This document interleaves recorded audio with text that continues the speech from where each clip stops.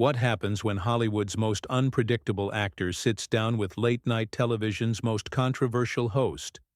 You won't believe what unfolds when Mark Wahlberg's Boston street smarts collide head-on with Jimmy Kimmel's razor-sharp tongue, in what becomes the most explosive talk show confrontation in recent memory. This isn't your typical celebrity interview gone wrong. This is a masterclass in how quickly things can spiral completely out of control when two massive egos refuse to back down. Before we get into this incredible story, make sure you hit that subscribe button and drop a comment below, because you're not going to believe what unfolds when these two powerhouses go toe-to-toe in what starts as a routine promotional appearance, but quickly transforms into television gold that has the entire entertainment industry talking. The atmosphere in Studio 6A felt different from the moment Mark Wahlberg walked through those doors. There was an electric tension crackling through the air that even the seasoned production crew couldn't ignore. Wahlberg, dressed in his signature casual button-down and jeans, carried himself with that familiar Boston swagger that had made him a household name, but tonight there was something else, an edge that suggested he wasn't in the mood for games. Jimmy Kimmel, perched behind his desk with that trademark smirk already playing across his lips, seemed oblivious to the storm brewing. Just feet away, the host had been riding high on recent controversy, his ratings boosted by increasingly provocative interviews that pushed boundaries and tested his guests' patience. Tonight, he clearly had no intention of playing it safe. "Ladies and gentlemen, please welcome Mark Wahlberg," Kimmel announced with exaggerated enthusiasm, his arms spreading wide as the audience erupted in applause. But anyone paying close attention would have noticed the slight hesitation in Wahlberg's step as he made his way to the guest chair, his jaw already set in that telltale Boston grimace that his longtime fans knew meant trouble. The handshake between the two men lasted a fraction longer than necessary, both gripping just a little too tight, their eyes locked in a brief but unmistakable power struggle that set the tone for everything that would follow. Wahlberg settled into his chair with the measured movements of a man trying to keep his famous temper in check, while Kimmel leaned back with the casual confidence of someone who believed he held all the cards. "So Mark," Kimmel began, his voice carrying that deceptively friendly tone that veteran Hollywood insiders had learned to fear, "I have to ask about your latest project, but first, let's talk about something that's been making waves online." The host's pause was calculated, theatrical, designed to build tension while Wahlberg's expression darkened perceptibly. "There's been quite a bit of discussion about some comments you made recently regarding method acting, and how today's generation of actors, quote, wouldn't last 5 minutes on the streets of Dorchester." Kimmel's air quotes were deliberately exaggerated, his tone dripping with barely concealed mockery. "Care to elaborate on that wisdom from the streets?" The question landed like a verbal slap across Wahlberg's face. His knuckles whitened as his hands gripped the armrests of his chair, and for a moment, the studio fell eerily silent except for the low hum of cameras capturing every micro-expression. This wasn't the softball question about his latest movie that his publicist had arranged for. This was a direct challenge to his credibility, his background, and his hard-earned reputation. "Listen, Jimmy." Wahlberg's voice carried the unmistakable edge of someone whose patience was already wearing thin. "I think you might be taking that comment a little out of context there." His Boston accent, usually softened for television appearances, began creeping back with each word, a sure sign that his carefully maintained Hollywood polish was starting to crack. But Kimmel wasn't backing down. If anything, the host seemed energized by the visible tension radiating from his guest. "Out of context? I mean, it seemed pretty clear to me. You're basically saying that actors today are soft, right? That they can't handle what you handled. Growing up?" The host's tone was casual, conversational even, but his words were surgical strikes aimed directly at Wahlberg's pride. "That's not what I said," Wahlberg replied, his voice growing noticeably harder. "What I said was that the streets teach you things that no acting coach ever could. You learn about real stakes, real consequences. You learn that actions have meanings beyond just getting good reviews or winning awards. The audience, sensing the building tension, had grown noticeably quieter. Even the usual rustling of programs and quiet conversations had stopped, as everyone focused on the increasingly uncomfortable exchange happening on stage. Kimmel's production team, visible in the shadows beyond the bright lights, exchanged worried glances as their host continued to push buttons that probably should have been left alone. Right. Kimmel nodded with exaggerated understanding. So you're saying your street cred makes you a better actor? That growing up tough automatically translates to artistic credibility? The question was loaded with condescension, each word carefully chosen to maximize offense while maintaining the host's facade of innocent curiosity. Wahlberg's jaw tightened visibly, the muscles in his neck tensing as he fought to maintain his composure. This was exactly the kind of Hollywood elitist attitude that had always rubbed him the wrong way. The suggestion that his background was somehow less legitimate, less valuable than someone who had gone to fancy acting schools and grown up in privilege. What I'm saying, Jimmy, Wahlberg's voice dropped to a dangerously quiet register that anyone who knew him would recognize as a warning sign, is that when you've had to fight for everything you've ever had, when you've made real mistakes and faced real consequences, it gives you a perspective that you can't just learn from a book or a class. The host leaned forward, clearly sensing blood in the water. So you're saying other actors haven't faced real consequences? That their struggles somehow don't count because they didn't happen in your specific neighborhood? Kimmel's smile was sharp, predatory, the expression of someone who believed he had found his guest's weakness and intended to exploit it mercilessly. That's not what I'm saying at all, Wahlberg shot back, his control beginning to slip as his voice rose slightly. But I am saying that there's a difference between pretending to be tough for a role and actually having to be tough to survive. The tension in the studio had reached a breaking point. Even the cameramen seemed to be holding their breath as they captured every second of what was quickly becoming the most uncomfortable interview either man had ever participated in. But Kimmel, riding high on the drama and the certain knowledge that this confrontation would generate massive social media buzz, seemed determined to push even further.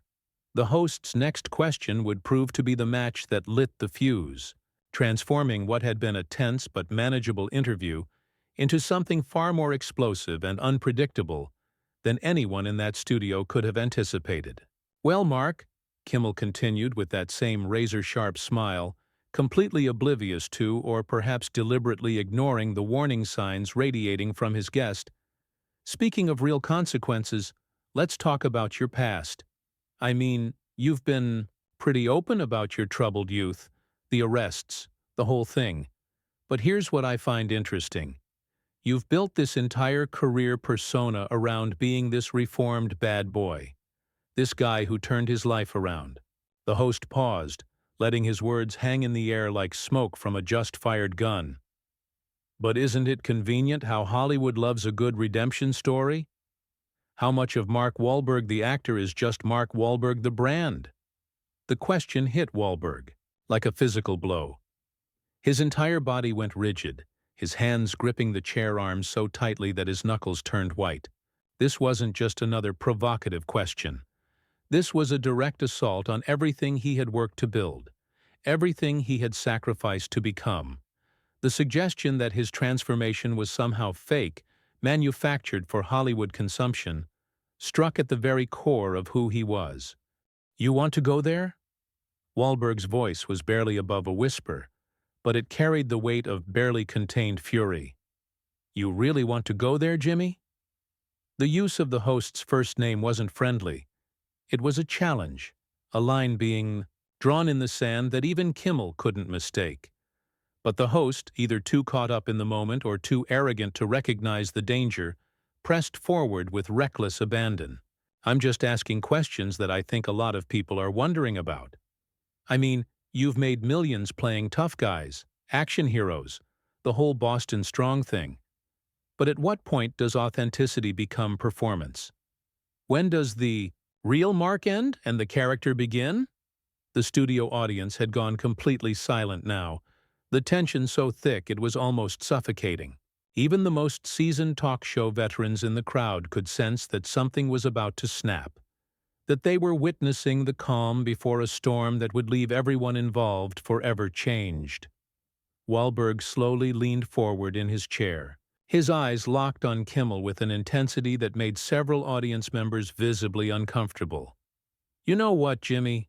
You sit here night after night, making jokes, talking about other people's lives, other people's struggles, other people's mistakes. You've never had to fight for anything real, have you? You've never had to look at yourself in the mirror and genuinely hate what you see. You've never had to rebuild yourself from the ground up because you almost destroyed everything you touched." The host's confident smile began to falter as he realized he might have pushed too far, but pride and the knowledge that cameras were rolling kept him from backing down. "Mark, look, I'm not trying to attack your character here. I'm just saying that Hollywood has a way of packaging everyone's story, and yours is no different. The reformed bad boy, the guy who found God and movies and became a success. It's a great narrative." "Narrative?" Wahlberg's voice cracked like a whip, and several people in the front row actually flinched. "You think what I went through was a narrative? You think the people I hurt, the mistakes I made, the years I spent trying to make amends for things I couldn't take back?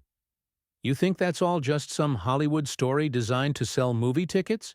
Kimmel, perhaps sensing that he was losing control of the situation but unable to find a graceful way out, made the fatal mistake of doubling down. "I'm not saying it didn't happen, Mark. I'm saying that the way you've presented it, the way your publicists have crafted it, it's become part of your brand. And that's fine. That's how this business works. But let's not pretend it's not calculated." The word calculated hung in the air like a loaded weapon. Wahlberg's face went through a series of expressions: surprise, hurt, and finally, a cold fury that made everyone in the studio shift uncomfortably in their seats. When he spoke again, his voice was deadly quiet, each word enunciated with surgical precision. "Calculated. That's what you think this is? You think I calculated having to look victims in the eye and apologize for things I did when I was a stupid kid? You think I calculated the sleepless nights, the therapy, the constant work to be better than I was? You think I calculated watching my kids grow up knowing their father wasn't always someone they could be proud of?" The personal nature of Wahlberg's response seemed to catch Kimmel off guard. For the first time since the interview began, the host appeared genuinely uncertain, his usual quick wit seeming to abandon him at the moment he needed it most. But instead of retreating, instead of acknowledging that he had crossed a line, he made another critical error. "Mark, come on, you're getting a little emotional here. This is just a conversation between two guys who've been around the block.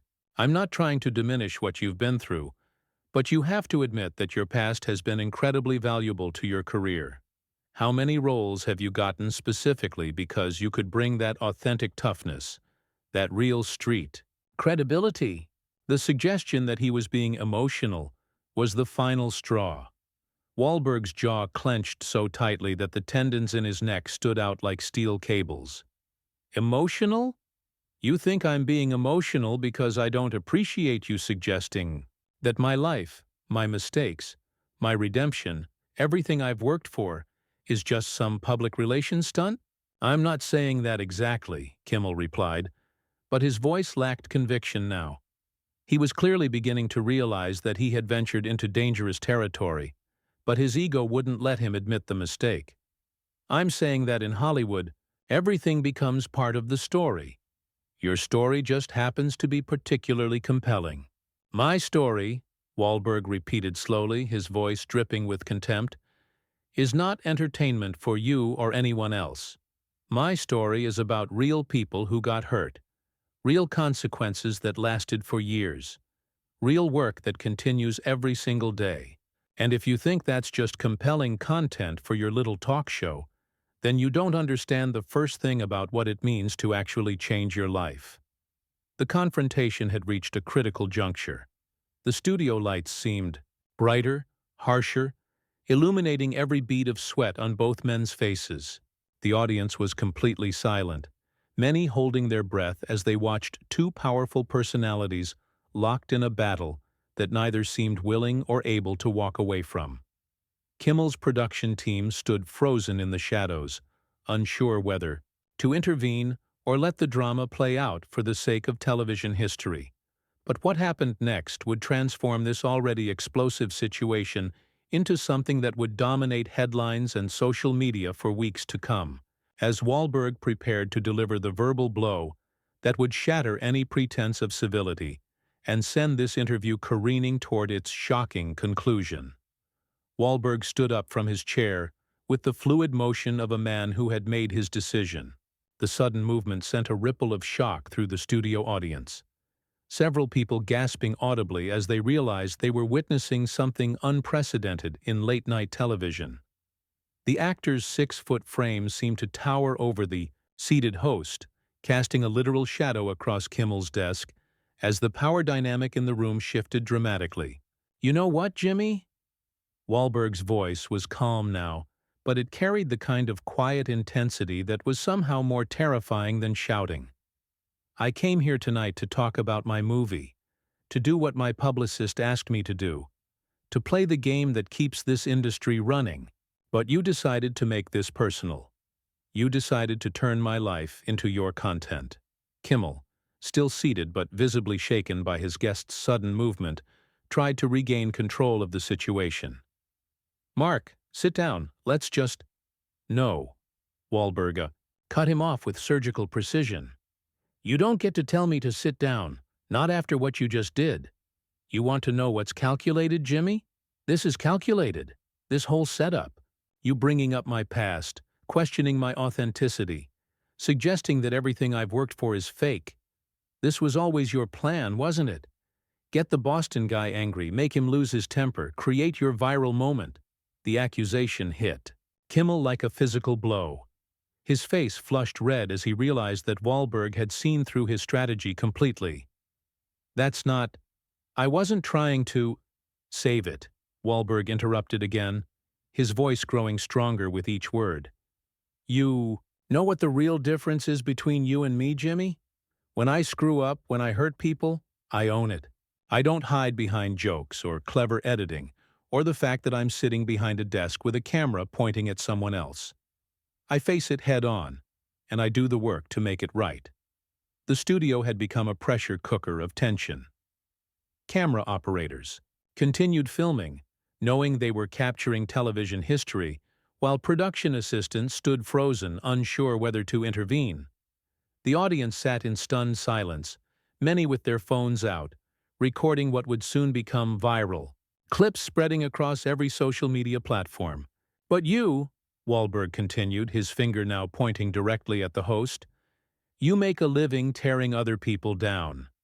You invite them onto your show, pretend to be their friend, and then you ambush them for entertainment. You think that makes you clever? You think that makes you better than the people whose lives you mock?" Kimmel finally found his voice, but it cracked with uncertainty. "Mark, you're taking this way too seriously. This is just television.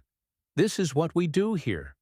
We have conversations, we push boundaries, we—" Wahlberg's laugh was harsh, bitter. "There is no we here, Jimmy. You push boundaries.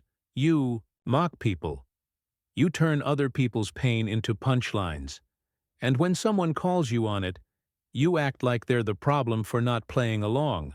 The host made one final attempt to salvage the situation, his voice taking on a pleading quality that his viewers had never heard before. "Look, maybe I pushed too hard tonight, but that's my job. That's what makes for good television. People want to see real conversations, real emotions." "Real emotions?" Wahlberg's voice rose for the first time since he'd stood up, and the sound cut through the studio like a blade. "You want to see real emotions? Here's a real emotion. Disgust.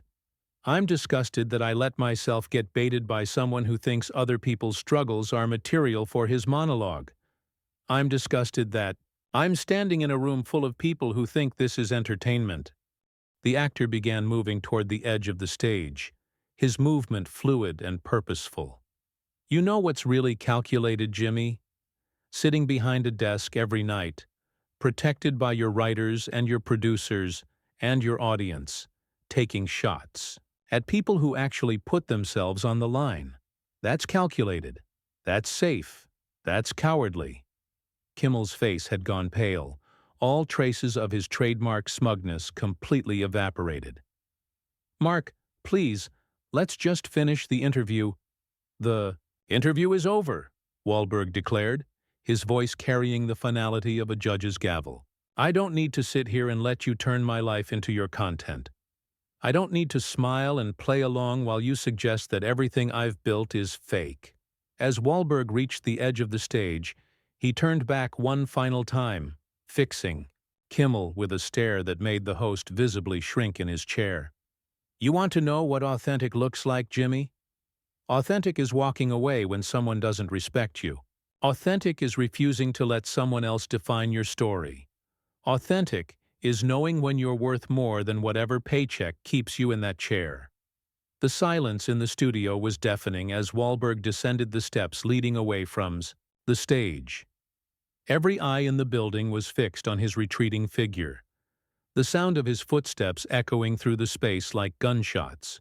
Camera operators scrambled to follow his movement, their equipment capturing every second of what would become one of the most replayed exits in television history. Kimmel sat frozen behind his desk, his usual quick wit completely abandoned, his face a mask of shock and humiliation. For perhaps the first time in his career, he was completely speechless, unable to find a joke or a quip that could salvage the disaster he had created. The audience remained silent, many still recording, all of them understanding that they had witnessed something extraordinary and devastating. As Wahlberg reached the studio exit, he paused for just a moment, his hand on the door handle. Without turning around, he delivered his final words, his voice carrying clearly across the stunned space. Next time you want to question someone's authenticity, Jimmy, take a long look in the mirror first. The door closed behind him with a soft click that somehow sounded like thunder in the absolute silence that followed. For several long seconds, nobody moved, nobody spoke, nobody seemed to breathe. The cameras continued rolling, capturing Kimmel's devastated expression and the shocked faces of an audience that had just watched their host get thoroughly dismantled by a guest who refused to play his game. When Kimmel finally spoke, his voice was barely audible, shaky and uncertain. We'll be right back after this commercial break. But everyone in that studio knew that there would be no coming back from what had just happened. The confrontation was over, but its impact would reverberate through Hollywood and beyond for weeks to come. Mark Wahlberg had walked off the Jimmy Kimmel show, but he had done more than just leave. He had delivered a masterclass in standing up for yourself, in refusing to be diminished by someone else's need for content, and in showing exactly what authentic really looked like when push came to shove.